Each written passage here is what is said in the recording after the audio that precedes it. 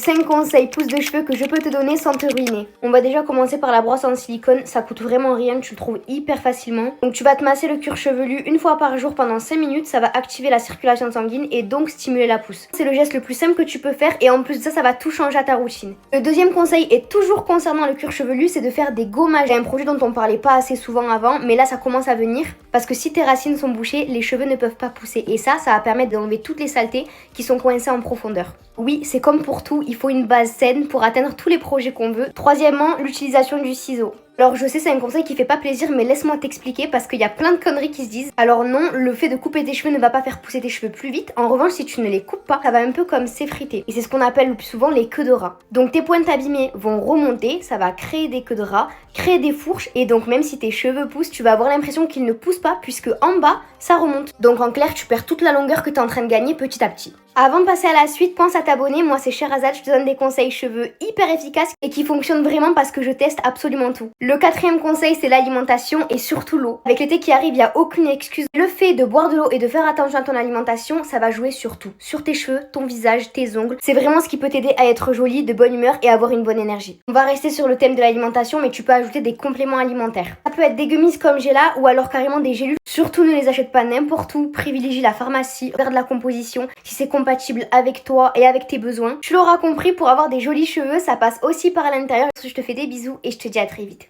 Bisous.